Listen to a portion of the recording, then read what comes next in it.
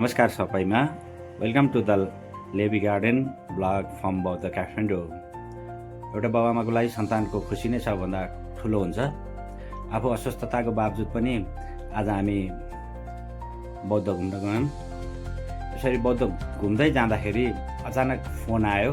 त्यो फोन चाहिँ विदेशबाट थियो, दिपसिना र प्रज्ञाको। उनीहरूले चाहिँ हाम्रो डिनरको लागि यता बुक गराइसकेका रहेछन् लेबी गार्डनमा। त्यसपछि हामी लबी गार्डनतिर लाग्यौँ बेलुकाको डिनरको लागि।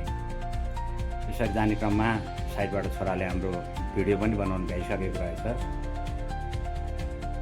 पहिलोचोटि छिरेको गार्डन साँच्चै नै गार्डनै थियो। त्यहाँ श्रीमतीजी सुरुमै गएर रेस्टुरेन्टतिर लागिन्, पिङ खेल्नतिर लागिन्। त्यो पिङ पनि साह्रै सजाइएको थियो, फुलले सदाबहार गार्डन रहेछ। बौद्ध स्तूपाको अपोजिट साइडको भित्रपट्टि पर्दो रहेछ यो। परिवारको सबै सदस्य जमघट हुन नसके पनि हामी 3 जना र हस्पिटलको लामो बसाइपछिको पिरियडमा एकछिन फ्रेस हुने हिसाबले हामी त्यहाँ छिरेका थियौँ।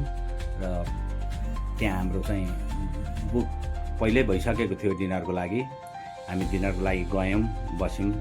त्यहाँ भर्जिन मोहितो एउटा किवीको फ्लेभरमा, अर्को स्ट्रबेरीको फ्लेभरमा हामी बुढाबुढीले खायौँ। त्यस गरी अर्को लेमोनेड छोराले खायो।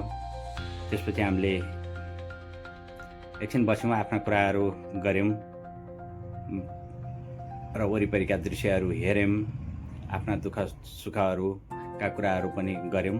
त्यसपछि हामीले अर्डर गरेअनुसार स्पाइसी चिकन विङ्स आयो, त्यसपछि सिजर स्यालेड आयो, त्यसपछि गएर हाम्रो पिज्जा आयो, हवाइन पिज्जा, त्यसपछि क्लासिक बर्गर र डिजर्टमा चाहिँ हामीले तिरामिसु खायौँ। र साँझ परिसकेको थियो, हामी गाडीबाट घर यसरी फर्क्यौँ।